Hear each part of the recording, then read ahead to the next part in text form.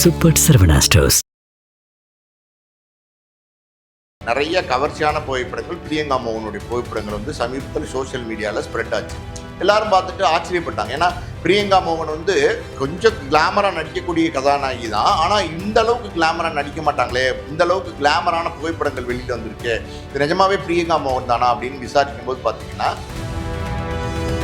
நம்ம பிரியங்கா மோகனை பற்றி பேசிட்டு இருக்கோம்னு வச்சுக்கோங்களேன். இப்போ அவங்களுடைய ஃபோட்டோவை கொடுத்து அவங்களுடைய டீட்டெயிலை கொடுத்து ஒரு 5 லட்ச ரூபா பணம் கொடுத்துட்டீங்க அப்படின்னா கிட்டத்தட்ட பார்த்தீங்கன்னா ஒரு 30,000 வீடியோ, ஷார்ட்ஸ் மாதிரியான வீடியோ, செய்திகள், இந்த மாதிரி வந்து நியூஸு, இதெல்லாம் வந்து பார்த்தீங்கன்னா இன்டைரக்டாக சோஷியல் மீடியாவுக்குள்ளே அவங்கள பற்றி அவங்க நெகட்டிவாக போடுறது காசு வாங்கினாங்கன்னா நெகட்டிவாக ஸ்ப்ரெட் பண்ண ஆரம்பிச்சுறாங்க. நீங்கள் கொடுக்க வேண்டியது என்னென்னா, சோஷியல் மீடியாவில் இன்றைக்கி பெரிய லெவலில் வந்து நிறைய விஷயங்கள் பிரியங்கா மோகனை பற்றி நெகட்டிவிட்டி ஸ்ப்ரெட் ஆகிட்டு இருக்கிறதுக்கு ரூட் ஒரு காரணமாக இருக்குமா அப்படிங்கிற மாதிரி ஒரு சந்தேகங்கள் தான் எழுந்திருக்கு. அதுக்கு காரணம் என்ன அப்படின்னா,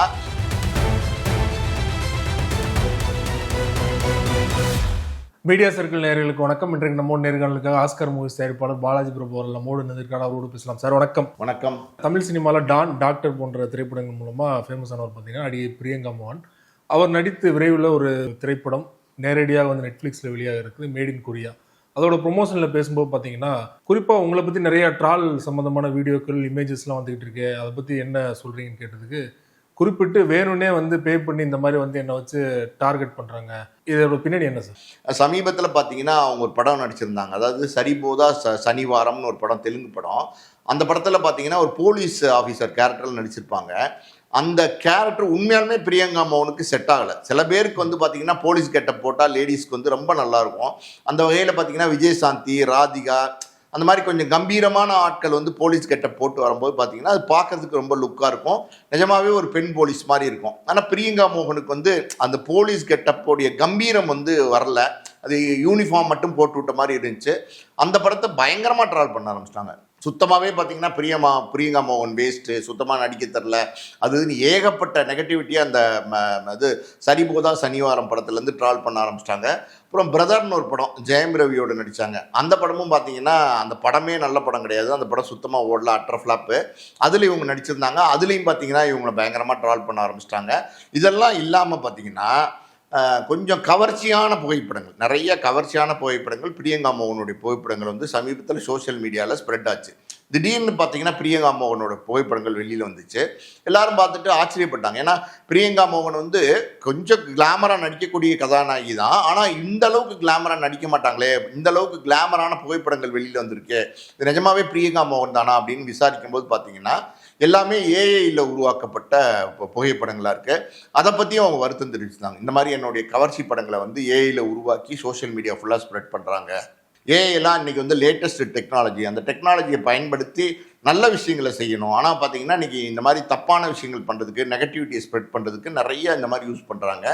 மொத்தத்தில் வளர்ந்து வர ஒரு கதாநாயகியாக நான் இருக்கேன். ஏன்னா தெலுங்கில் நிறைய படங்கள் நடிச்சிட்டு இருக்காங்க, தமிழ்லையும் நிறைய படங்கள், முக்கியமான ஸ்டார்ஸ் படத்துலலாம் நடிச்சிட்டு இருக்காங்க. ஸோ வளர்ந்து வர சூழ்நிலையில் என்னை வந்து சிதைக்க பார்க்குறாங்க, என்னை வந்து அழிக்க பார்க்குறாங்க. இது வந்து எனக்கு தெரியுது, ட்ரால் கேம்பெயின் எனக்கு நடக்குது அப்படின்னு தெரியுது. ஆனால் அதையே நான் வந்து ஒரு உத்வேகமாக எடுத்துக்கிட்டு அதையும் மீறி நான் ஜெயிச்சு காமிக்கணுங்கிற ஒரு நம்பிக்கையில் வந்து நான் வந்து தொடர்ந்து பயணிச்சுட்டு இருக்கேன். நிச்சயமாக நான் அதில் வெற்றி அடைவேன். என்ன தான் என்னை வந்து வீழ்த்தணும்னு நினச்சா கூட நிச்சயமாக என்னை வீழ்த்த முடியாது, நான் ஜெயிச்சு காமிப்பேன் அப்படிங்கிறது அவங்க அந்த எப்படி இந்த மேட் இன் சைனா படத்தில் வந்து அவங்க சொல்லியிருக்கிறாங்க அந்த ப்ரொமோஷனில். ட்ரால் கேம்பெயின் நடக்குது அப்படின்னு சொன்னவங்க வந்து யார் பண்ணுறாங்க அப்படிங்கிறத வந்து வெளிப்படையாக சொல்லலை. ஆனால் சோசியல் மீடியாவில் வந்து சமீபத்தில் அந்த ரூட் அப்படிங்கிற நிறுவனத்தில் தான் இருந்தாங்க. அந்த நிறுவனத்துலேருந்து அவங்க வெளியேறினதுக்கப்புறம் தான் அந்த நிறுவனம் தான் இந்த மாதிரியான வேலையெல்லாம் இறங்குறாங்க அப்படிங்கிற மாதிரியான விமர்சனம் வைக்கப்படுறது தொடர்ச்சியாக. அது உண்மை தானே சார்? அது ரூட் அப்படிங்கிற நிறுவனம் பார்த்தீங்கன்னா நம்ம விஜயனுடைய மேனேஜர் ஜெகதீஷ் பழனிசாமி இருக்கார்ல, அவர் வந்து அதை நடத்திட்டு வர்றாரு. அவரோட சேர்ந்து பார்த்தீங்கன்னா மலையாள நடிகர் மோகன்லால் இருக்கார்ல, அவருடைய உறவினர் வந்து இதில் ஒரு பார்ட்னராக இருக்கார். இவங்க 2 பேர் தான் சேர்ந்து நடத்துகிறாங்க. எனக்கு தெரிஞ்சு இன்னும் 2 பேர் கூட அந்த ரூட் நிறுவனத்தில் இருக்காங்க. இவங்க என்னென்னா ஆர்டிஸ்ட் கோஆர்டினேஷன், அதாவது எப்படி சொல்கிறது, நடிகர்கள் ஒரு படத்துக்கு தேவை அப்படின்னா யார் நடிகர்கள் வேணுமோ அந்த நடிகர்கள் செலக்ட் பண்ணி அவங்க கொடுப்பாங்க. இப்போ ஒரு படத்துக்கு வந்து முக்கியமான இந்த கேரக்டருக்கு ஒரு நல்ல ஹீரோயின் வேணும், அது புதுமுகமாக இருந்தாலும் சரி, இல்லைன்னா இருக்கிற பிரபலமான நடிகையிலே ஒரு நல்ல நடிகை இருந்தால் சரி, இதான் கேரக்டர்னு சொல்லுவாங்க, அந்த கதையை சொல்லுவாங்க. அந்த கேரக்டருக்கு ஏற்ற மாதிரி இந்த கதாநாயகி நல்லாயிருக்கும் அப்படின்னு சிபாரிசு பண்ணுவாங்க. நிறைய புதுமுகங்களை வந்து திரைப்படத்துக்கு வந்து அறிமுகப்படுத்துவாங்க. ஆண்களும் சரி பெண்களும் சரி, இயக்குநர்களையும் நிறைய பேர் வந்து அவங்க அறிமுகப்படுத்துவாங்க. அதாவது வந்து கேஸ்டிங் வந்து ஃபைனலைஸ் பண்ணி கொடுப்பாங்க, அதான் அவங்களோட வேலை. ரூட் வந்து இது தொடர்ந்து செஞ்சுட்டு இருக்காங்க. ரூட்டுன்னும் போது இன்னைக்கு வந்து தமிழ் சினிமாவில் தமிழ் துறையில் வந்து ஒரு முக்கியமான ஒரு கேஸ்டிங் நிறுவனமாக இருக்காங்க. அவங்க வந்து பார்த்திங்கன்னா விஜய் அதில் இருக்கார், ஹெச் வினோத் இருக்காரு, அட்லி இருக்காரு, வேறு நம்ம லோகேஷ் கனகராஜ் இருக்காரு, அஸ்வத் மாரிமுத்து இருக்காரு, அப்புறம் பார்த்தீங்கன்னா அர்ஜுன் தாஸ் இருக்காரு, கீர்த்தி சுரேஷ் இருக்காங்க, அப்புறம் கீர்த்தி ஷெட்டி இருக்காங்க, பூஜா ஹெக்டே இருக்காங்க, மமிதா பைஜு இருக்காங்க, இன்னும் நிறைய பேர் வந்து அதில் வந்து ரூட்ல இருக்காங்க. முக்கியமான நடிகர்லாம் இருக்காங்க. எனக்கு தெரிஞ்சு அந்த ரூட் நிறுவனம் வந்து ரொம்ப தரமாக ரொம்ப கரெக்டாக தொழிலை வந்து ரொம்ப தொழில் ரீதியாக கரெக்டாக பண்ணிட்டு இருக்காங்க. அதனால் எந்த படத்துக்கு கேஸ்டிங் வேணுமோ அந்த படத்துக்கு கேஸ்டிங் தேவையாக அவங்க வந்து அதை பண்ணி கொடுத்துட்ருக்காங்க.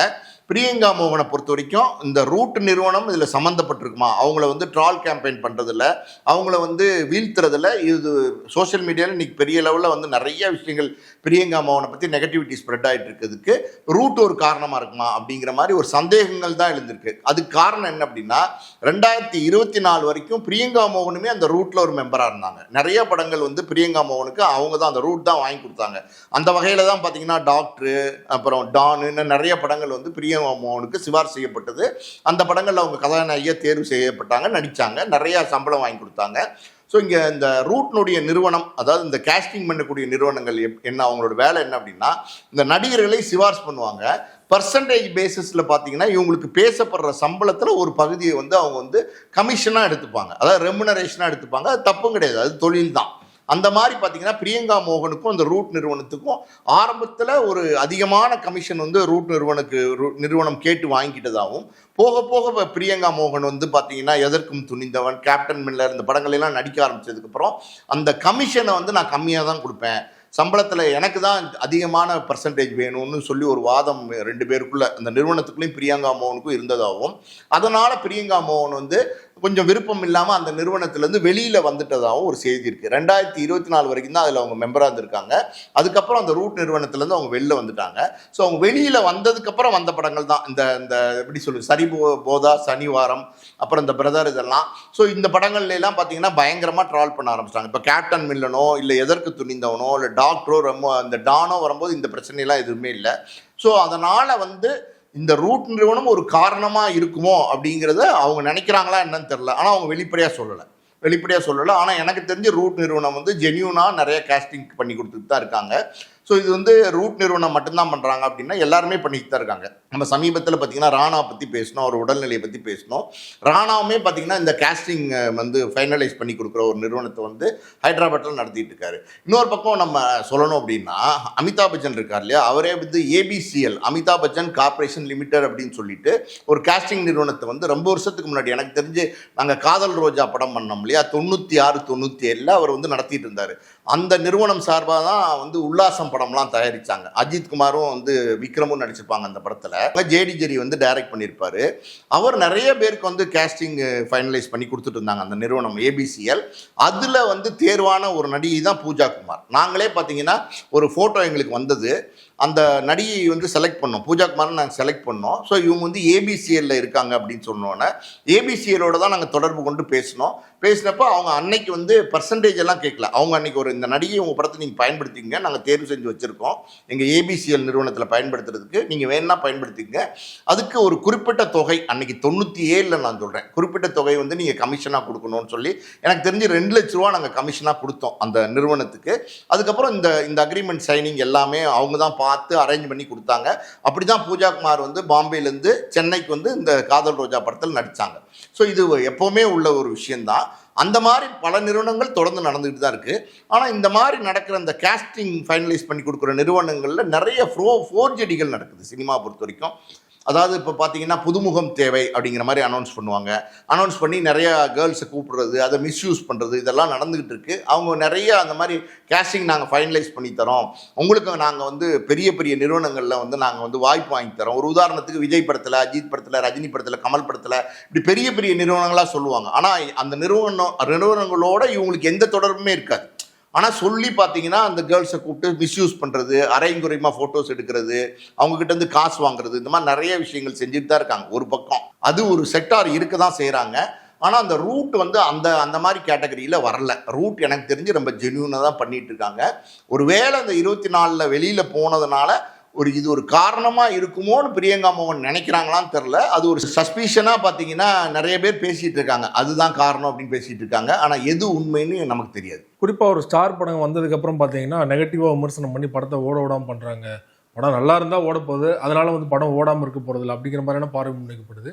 இப்போ இந்த நடிகையை வந்து திட்டமிட்டே காசு கொடுத்து வந்து கேம்பெயின் பண்ணி அழிக்க முயற்சி பண்ணுறாங்கன்னா மக்கள் அதுக்கெல்லாம் வந்து ஈல்ட் ஆயிடுவாங்க நினைக்கிறீங்களா சார்? இது வந்து எப்படின்னா சார், இது வந்து இன்ஃப்ளூயன்ஸ் பண்ணுறது சார். கொஞ்சம் கொஞ்சமாக உங்களுக்கு வந்து இன்ஃப்ளூயன்ஸ் பண்ணுறது. உங்களுக்கு வந்து இப்போ வந்து பார்த்தீங்கன்னா அதை மெதுவாக உங்ககிட்ட திணிப்பாங்க. இப்போ போதை பழக்கத்தை எப்படி வந்து சொசைட்டிக்குள்ளே திணிக்கிறாங்க, கொஞ்சம் கொஞ்சமாக பார்த்தீங்கன்னா ஸ்கூல் ஜோனில், காலேஜ் ஜோனில், பப்ளிக் கிட்ட, அந்த சினிமா வட்டாரங்களில் இப்படி வந்து கொஞ்சம் கொஞ்சமாக அதை வந்து பயன்படுத்துறதுக்கு உள்ள விடுவாங்க. இப்படி பயன்படுத்துறதுக்கு உள்ள விடும்போது பார்த்தீங்கன்னா அது ரொம்ப சீப்பான ரேட்டில் கொடுப்பாங்க. ஒரு உதாரணத்துக்கு ஒரு 200 ரூபாய்க்கெல்லாம் கூட கொடுத்துருவாங்க அந்த போதைப் பொருள், அந்த கஞ்சா மாதிரியான விஷயங்களை. ஆனால் அதுக்கப்புறம் அதை வந்து பயன்படுத்தி அதை அடிக்ஷன் ஆனோன்னு என்ன பண்ணுவாங்கன்னா அதை வந்து 400 ரூபா 500 ரூபா அப்படின்னு விலை ஏற்றுவாங்க. எவ்வளோ விலை கொடுத்தாலும் நம்ம வாங்கி தான் ஆகணுங்கிற நிலைமைக்கு இந்த பயனாளிகள் வந்துருவாங்க. அப்படி தான் இது வந்து இன்ஃப்ளூயன்ஸ் பண்ணுறது. மறைமுகமாக பார்த்தீங்கன்னா அவங்களுக்குள்ள மெதுவாக வந்து ஒரு தாக்கத்தை ஏற்படுத்துறது. இவங்க வந்து தப்பானவங்க, இவங்க இப்படிப்பட்டவங்க, இவங்களுக்கு நடிக்க தெரியாது, இவங்களுக்கு நடிக்க தெரியாது, இவங்களுக்கு நடிக்க தெரியாதுன்னு சொல்லிகிட்டே இருந்தீங்கன்னா சைக்காலஜிக்கலாக ஒரு எஃபெக்ட் ஒன்று இருக்கும். ஓ, இவங்களுக்கு நிஜமாவே நடிக்க தெரியாதோ அப்படின்னு ரியாக்ஷனே வர மாட்டேங்குது. ஆமாம், தோணும். அப்போ வந்து நீங்கள் ஒரு படத்தை பார்ப்பீங்க. அப்போ படத்தை பார்க்கும்போது ஆமாம் அவங்க சொல்கிற மாதிரி இவங்க நல்லாவே நடிக்கலை, கரெக்டாக தான் சொல்கிறாங்க, சுமாராக தான் நடிக்கிறாங்க, இது வந்து ஆட்டோமேட்டிக்காகவே உங்களுக்கு தெரியும். நிஜமாவே அவங்க நல்லா நடிச்சிருப்பாங்க. ஆனால் அவங்களுக்கு பார்க்கும்போது அந்த நல்லா நடிக்கலையோங்கிற மாதிரி தோணும். நான் ஒரு அதிர்ச்சியான ஒரு தகவல் உங்களுக்கு சொல்கிறேன். அது என்ன அப்படின்னா, இந்த மாதிரி வந்து நெகட்டிவிட்டியை ஸ்ப்ரெட் பண்ணுறதுக்குன்னே பார்த்தீங்கன்னா ஹைதராபாத்தில், பாம்பேயில், கல்கட்டாவில், பெங்களூர்லாம் வந்து இதுக்காண்டியே தனி நிறுவனங்கள் இருக்காங்க.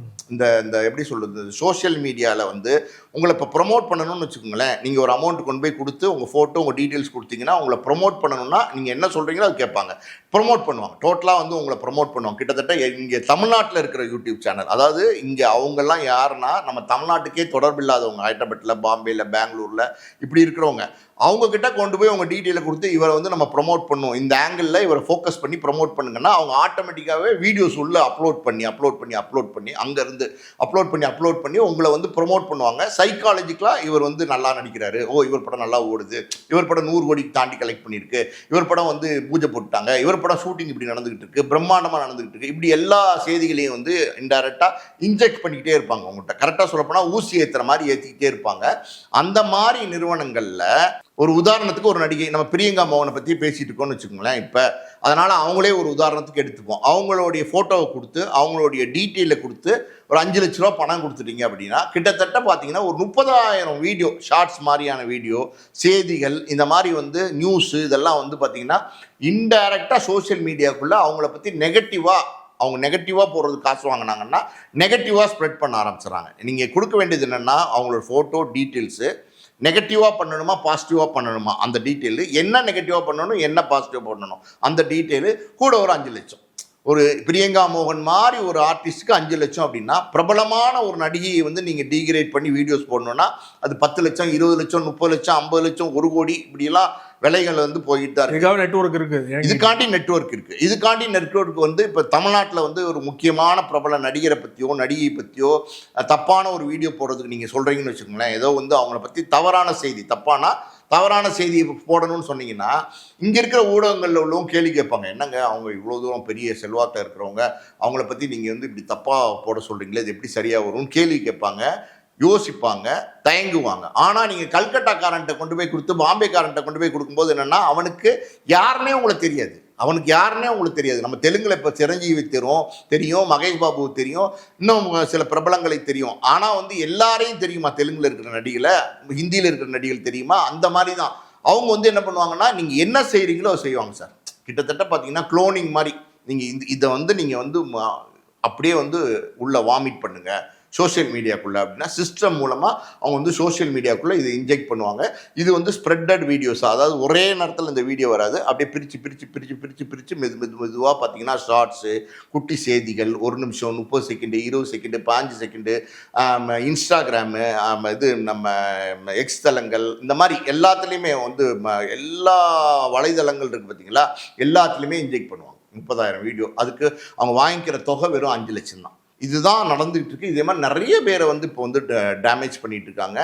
உங்களை ப்ரொமோட் பண்ணணுன்னாலும் ப்ரொமோட் பண்ணிக்கலாம், இன்னொருத்தன் நீங்கள் வீழ்த்தணும்னு நினச்சினாலும் வீழ்த்திக்கலாம். இதுதான் இப்போ வந்து சமீபத்தில் நடந்துகிட்டு இருக்கு. இந்த சோஷியல் மீடியா வந்து இப்போ வந்து எப்படின்னா கூர்மையான ஆயுதமாக இன்னைக்கு இருக்குது. அந்த ஆயுதத்தை வந்து பயன்படுத்துகிற விதம்னு ஒன்று இருக்குது. அதை வந்து சரியாக பயன்படுத்துனீங்கன்னா அது உங்களுக்கு சரியாக உங்களுக்கு வந்து நல்ல விஷயத்தை தரும், நல்ல ரிப்போர்ட்டை தரும்.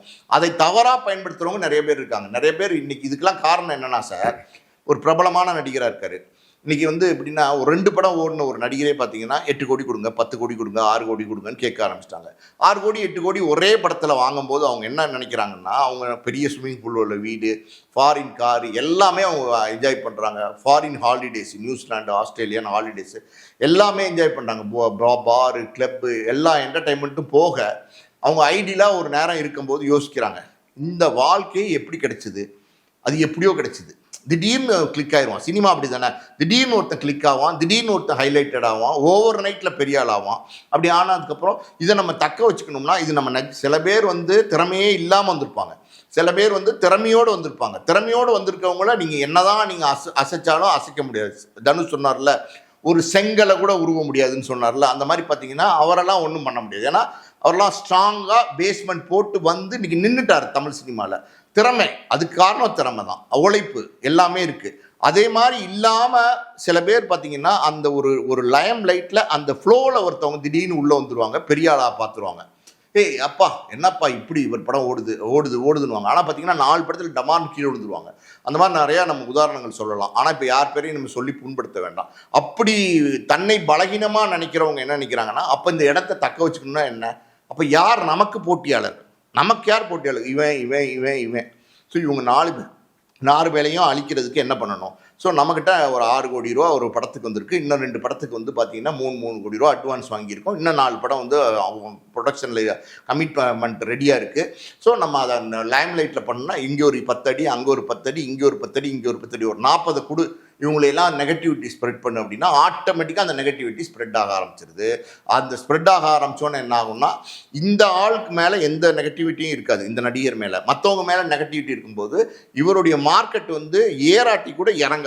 அந்த மெயின்டைன் பண்ணிக்கிற அந்த சூட்சமத்தை தெரிஞ்சு சஸ்டெயின் பண்ணிக்கிறாங்க. அதுதான் ஒன்றுமே இல்லை சார். சிம்பிள் உதாரணம் சொல்கிறேன் சார், வெளிப்படையாகவே பேசணும் அப்படின்னா, இப்போ வந்து ஜனநாயகன் பராசக்தி ஒன்றா வருதுன்னு சிவகார்த்திகேயன் என்ன வச்சு செஞ்சாங்க, எப்படி அடிலாம் அடிச்சு நொறுக்குனாங்க. நீ என்னடா என்னுடைய நடிகனுக்கு போட்டியா, என்னோட தலைவனுக்கு போட்டியா, அவர் துப்பாக்கியை கொடுத்துட்டார் ஒரு படத்தில், கோட்டில் துப்பாக்கியை கொடுத்த நீ அவருக்கே வந்து துப்பாக்கி திருப்பி காட்டுறியா, அப்படிடா இப்படிடான்னு சொல்லி வளைஞ்சு கட்டினாங்களா இல்லை சோஷியல் மீடியாவில் கட்டி.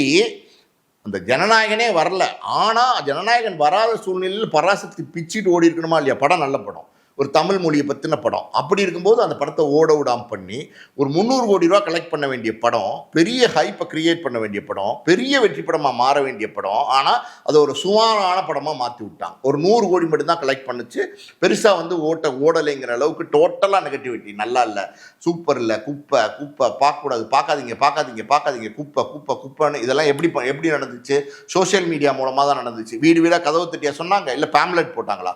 சோஷியல் மீடியா மூலமாக தான் நடந்துச்சு. சோஷியல் மீடியாவை இன்னைக்கு வந்து பார்த்தீங்கன்னா இந்த மாதிரி பயன்படுத்துகிறவங்க நிறைய பேர் இருக்காங்க. இது ஆபத்து. இது உண்மையாலுமே சொல்ல போனால் இது ஆபத்து, இது பேராபத்து. சொல்லப்போனால் அந்த பேராபத்து அப்படிங்கிறது தெரியாமல் இதை நிறைய பேர் வந்து பண்ணிகிட்டு இருக்காங்க. ஸோ அப்படி தான் வந்து அழிச்சாங்க அந்த படத்தை, பராசக்தியை. அதே மாதிரி பிரதீப் ரங்கநாதன் ஏதோ ஒரு ஈவெண்ட்டில், அதே மாதிரி டிராகன் ஈவெண்ட்டுன்னு நினைக்கிறேன், அதில் பேசும்போது பார்த்தீங்கன்னா முளையிலேயே என் மேலே ஆசிடை ஊற்றுறாங்க அப்படின்னாரு. எவ்வளோ பெரிய வார்த்தை பாருங்க. முளையில இப்போ துளுத்து வர செடி, இப்போ நீங்கள் பெரிய ஆலமரமாக இருக்குது, ஒரு புளிய மரமாக இருக்குன்னா நீங்கள் ஆசிடை கொண்டு போய் ஊற்றுனீங்கன்னா கூட அது ஒன்றும் பண்ண முடியாது, அசைக்க முடியாது. அதான் நான் சொன்னேன்ல, தனுஷ் மாதிரி உதாரணங்கள் அதுக்கு. ஆனால் இந்த துளுத்து வர செடி மேலே நீங்கள் வந்து ஆசிடை ஊற்றுனீங்கன்னா அப்படியே பட்டு போயிடும். வேறு அளவுக்கு இறங்கி பார்த்தீங்கன்னா டோட்டலாக பட்டு போயிடும், அது ஒன்றும் இல்லாமல் போயிடும், துளுக்காது அடுத்து. அந்த மாதிரி வேலைகளை செஞ்சிட்டு இருக்காங்க. அப்போ அது மாதிரி பண்ணிக்கிட்டு இருக்கிறதுனால தான் அவர் அப்படிப்பட்ட வார்த்தையை சொன்னார். அதாவது வந்து துளுத்து வர செடி மேலே ஆசிடை ஊற்றுறாங்கன்னு. ஸோ இதெல்லாம் தொடர்ந்து நடந்துகிட்டு இருக்கு சார். அந்த மாதிரி தான் பார்த்தீங்கன்னா பிரியங்கா மோகன் மேலே வந்து இப்போ சமீபத்தில் பெரிய நெகட்டிவிட்டியை ஸ்ப்ரெட் பண்ணிட்டு இருக்காங்க. உண்மையாலுமே அவங்க வந்து மோசமான நடிகையா, நல்ல நடிகையா, இல்லை ஆவரேஜான நடிகையானா, எனக்கு தெரிஞ்சு ஆக மோசமான நடிகைகள் கிடையாது. கொஞ்சம் கூட ரியாக்ஷனே வராதவங்க கிடையாது. பார்க்குறதுக்கு நல்லா இல்லாமல்லாம் இல்லை, பார்க்குறதுக்கு நல்லா இருப்பாங்க, டால் மாதிரி இருப்பாங்க, நல்லா இருப்பாங்க, டான்ஸ் நல்லா பண்ணுவாங்க, எல்லாமே ஓரளவுக்கு பண்ணக்கூடியவங்க தான். யாராக இருந்தாலும் முதல்ல வரும்போது அடுத்த படங்களில் தான் தங்களை வந்து திறமையை வளர்த்துக்க முடியும். ஸோ பிரியங்கா மோகன் மேலே நடக்கிற இந்த நெகட்டிவிட்டி இப்படிப்பட்டதாக தான் நான் பார்க்குறேன். பிரியங்கா மோகன் டார்கெட் செய்யப்படுகிறவா பல்வேறு விஷயங்களை பகிர்ந்து கொண்டீங்க. மிக்க நன்றி சார். நன்றி.